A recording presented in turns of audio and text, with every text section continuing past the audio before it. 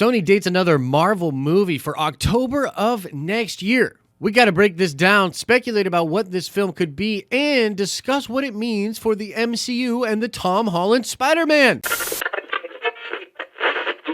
What's up, everybody? It's Josh. Welcome back to the channel. Do me a favor and smash that like button. Let's get right into this. Sony is making moves, dating another Marvel movie for October of next year in 2021. Now, there are layers to this story. I want to break down some of the speculation that is out there and then give you my personal take on what I think Sony should do. But before we get into some of that stuff, I just think it's important to sort of retread a conversation we had on the Den of Nerds Live earlier today. And this is that right now, Sony and Marvel are in sort of a branding perception battle as far as what fans will end up thinking of the Sony Marvel movies. I think it's pretty clear that Sony wants to just take Tom Holland over into that universe, use the different characters that were in MCU movies but happen to be owned by Sony Pictures, and they want you to think that it's all in the MCU. And this has sparked a big debate among fans, like, do they get to do that? If they do that and just normie fans or casual fans just assume it's all connected, then for all intents and purposes, is it just connected? I brought this up earlier on the live stream. You should definitely be checking out those live streams, by the way. They're really, really fun over on the Den of Nerds Live, 9 a.m. Eastern Standard Time every day. What are you doing? Go check them out. But I brought up the fact of Baby Yoda because it's a really interesting point. Baby Yoda is not the name of that character. That character is called the Child in the script, and he probably has an actual name, which will be revealed later, but it kind of doesn't matter. The internet just took over, started calling him Baby Yoda, and now all of the articles, all of the people talking about this character refer to him as Baby Yoda. That's a branding thing. Like, it sort of became this runaway train, and now just because the internet and the common person online refers to that character as Baby Yoda, that character is Baby Yoda. It doesn't matter what Bob Iger comes out and says. It doesn't matter what Jon Favreau comes out and says. It's Baby Yoda. And in that same line of thinking, that's what's going to happen with the Sony Marvel movies. The public is going to decide, are these in the MCU, despite what Kevin Feige says, or are these not in the MCU, despite what Sony is trying to make us believe? That battle is not yet won, but it's, to me, seeming like it's starting to lean in Sony's favor. It is going to start to become a thing where people just refer to the Sony movies as MCU movies. And this is really shocking to me. I think Feige might actually be being out Feige in this situation, because if the public just decides that the Sony movies are a part of the MCU, that is a huge win for Sony. And in a time period where Sony is grabbing headlines, making a lot of news, you know, some of it legitimate, some of it illegitimate, but they are making a lot of news, and there's a lot of buzz around the Sony Marvel movies right now, and Feige is being very quiet. There haven't been any clarifying statements made by Kevin Feige, and this could possibly be because he is actually playing nice with Sony and trying to figure out a more copacetic relationship. Or, and this is something we discussed on the live stream as well, it is possible Kevin Feige will kill off the Tom Holland Spider-Man in the next Marvel movie. You're a monster! Okay, so that's probably a long shot, but yeah, it's an interesting situation. I want to know what you think, comic book fan. What do you think about the situation with Marvel and Sony? How do you think it is going out there publicly? Now, as for this mystery movie, when it comes to the Sony movie they're doing next year, there's a couple of weird elements to this. It will release months after the Kevin Feige produced MCU Spider-Man movie that comes out in the middle of next year. Now, to me, there's two properties out there that are most likely to be what Sony develops and puts in that slot. The first one is actually a Spider-Woman movie. Jeremy Conrad, friend of the channel, did an article talking about this yesterday, and it all has to do with something Daniel Richtman was talking about on Twitter and behind the scenes. Daniel Richtman heard months ago that Sony is developing a Spider-Woman movie, and so that it's likely that the movie that's going to slot into October next year for Sony Pictures will be a Spider-Woman movie. Now, there have been a lot of rumors of sort of female-centered films or stories that Sony wanted to develop. This included a Madam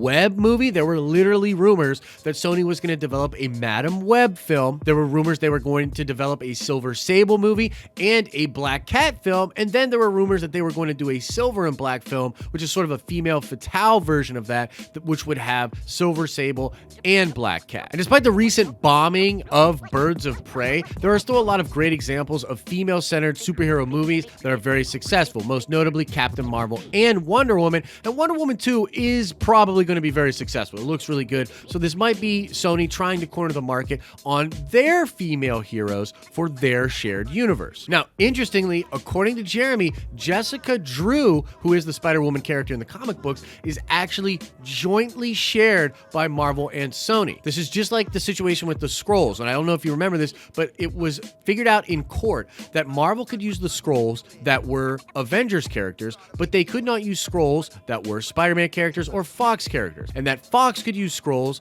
that were only of Fox characters. It had to do with the licensing. But in a similar way that both Fox and Marvel used Quicksilver and just had different versions of that character, this is exactly the deal with Jessica Drew, Spider-Woman. Jessica Drew is an MCU sort of secret agent, and so Marvel can use her in that capacity in the MCU, but they cannot use the Spider-Woman name or any spider powers or that Spider-Woman suit. Sony is able to use all of that and do Jessica Drew in the way that most comic book fans would recognize, and that would be as Spider-Woman. Now, that is all well and good, and maybe they will do Spider-Woman, and maybe it will be absolutely fantastic. But my personal choice, and another possible film that's on a lot of people's radars, would be for them to jump right into a Sinister Six film. Sony's been developing a Sinister Six film for like a decade now. They've clearly wanted to do this for a long, long time, and they have been working towards it in their movies. They've been starting with the villains. They're setting up their villains over there in the Sony Marvel universe. And if you look back to that Amy Pascal interview, the one with a bunch of cringe,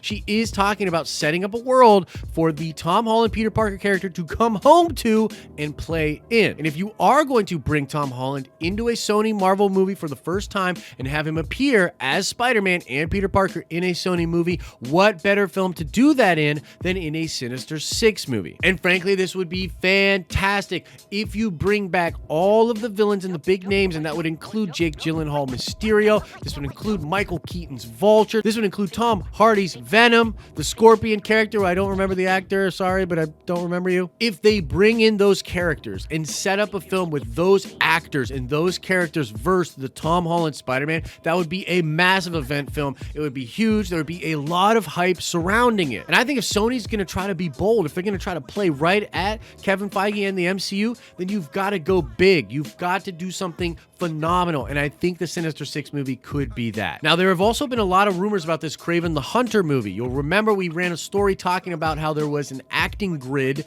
for a Sony movie where they were going to do a solo Kraven the Hunter film. That casting grid predated the new agreement between Marvel and Sony, and so we don't know for sure if that's still going to be the plan over there at Sony, but we do know that Kevin Feige has wanted to do a movie with Kraven the Hunter for a long, long time. It is possible the silence from Feige is actually because he is working with Sony. He is going to develop Kraven the Hunter as the main villain for the MCU Spider-Man movie that comes out next summer. And then he knows and is in agreement that Sony should then take that Kraven the Hunter character that he helps create and put it into their Sinister Six film and then put Tom Holland into that movie. I mean, that would be a great situation for all parties involved. And technically, it would be sort of a big win for Sony that Feige wouldn't see a lot of return on, but maybe there's something in the cards for him as well, like being able to create the Kraven the Hunter character and possibly being able to have more films with Tom Holland Spider-Man in the future for the MCU. Now, it's worth noting all of this is speculation, guys. It's way too early to know anything about how this movie is going to end up being,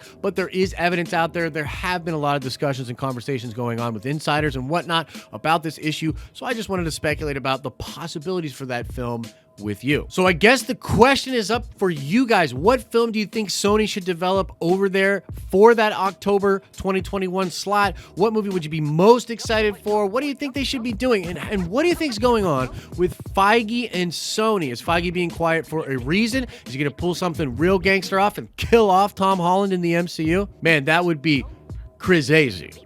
I'd love it.